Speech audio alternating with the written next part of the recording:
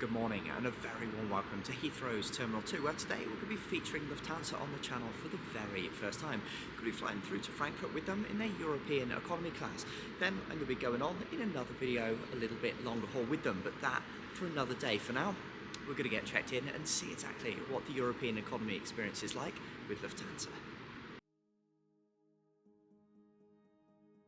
I was setting off from Heathrow's newest terminal on that morning. It's an absolute pleasure heading out of Heathrow's Terminal 2, otherwise known as the Queen's Terminal. I absolutely love it. It's not actually that big, but it looks absolutely fantastic. I love the black glassy veneer. Terminal 2 is of course the home of the Star Alliance at London's Heathrow, therefore finding the check-in zone for Lufthansa was nice and easy. It was a shared zone, very tech focused, just a case of printing out your own bag tag and then self-loading your own bag onto the machine. I was through in 5 to 10 minutes or so, nice and easy, and in no time at all I was heading on through to security.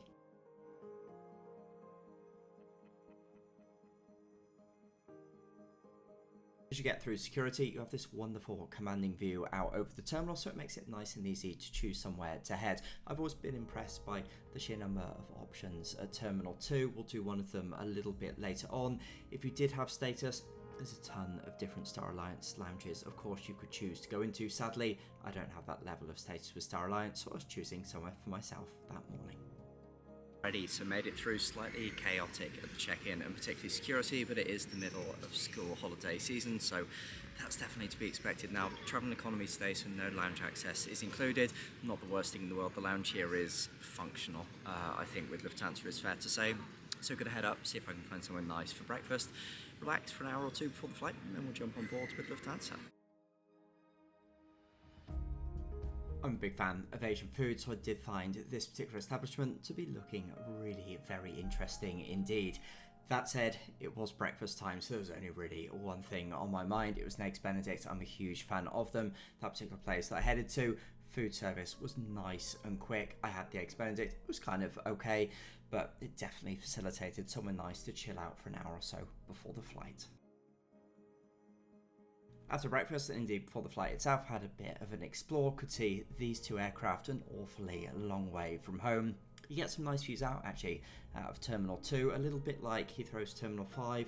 There are multi-satellite type gates. Luckily it does seem that a lot of the short haul flights go from gate to A, so there's no real distance to walk whatsoever, and it wasn't long before our aircraft on that morning came into view.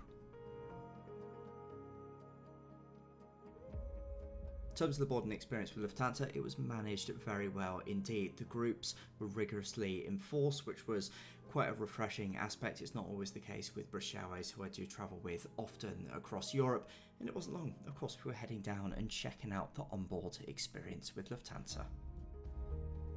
Before heading on through to the economy cabin, it was a short trip through the business class. Like so many other European carriers, Lufthansa just block out that middle seat, so there's not really much difference between the cabins.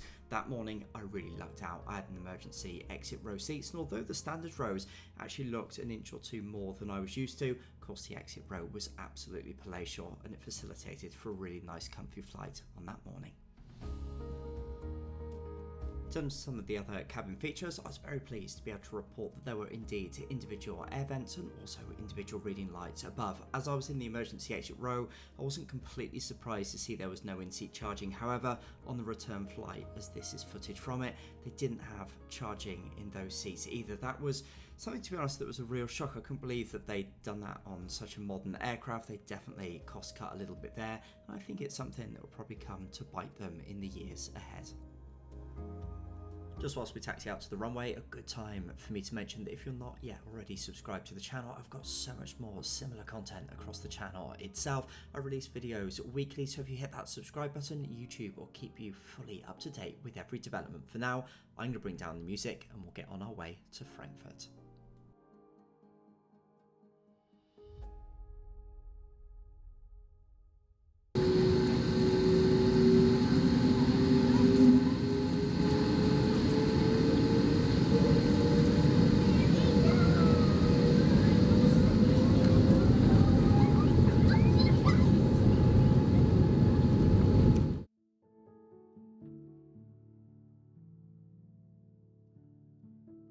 As we we took to those London skies, a quick reminder that yes, summer really is this bad in the UK. I couldn't wait to get above the greyness of those clouds on our way, of course, to Frankfurt on that morning.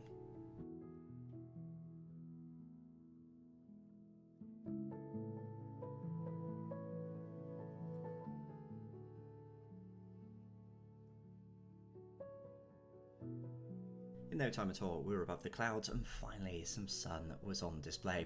As we take to the skies here, firstly, we'll start off with all things food on board. Like so many European carriers now, sadly, Lufthansa don't include an awful lot free of charge. Instead, they have their onboard delights. This was quite a sizable menu. Feel free to skip ahead if you don't want to see all the way through it, but I thought there were some really decent things on display just here. So a decent start, I guess, from them. Given the fact that I'd just eaten in the airport itself, I didn't order anything that morning. Had it been a longer flight, I think I'd have been tempted. An awful lot of it did look pretty decent. Unfortunately, everyone else around me kind of had the same idea, so didn't even get line of sight of any of the offerings on display. I think the crew were ever so slightly disappointed with the lack of sales. In terms of free of charge offerings from them, it was just a bottle of water. That was my only onboard delight, you could say, that morning. Would have been nice to have seen them give some sort of little snack free of charge. It's something that British Airways do. I'll do a little bit of a contrast towards the end of the video between the different offerings from the airlines. Should say, as we tab on through the menu there, I was quite impressed by the range of different alcoholic options for such a short flight. I thought this was actually pretty good.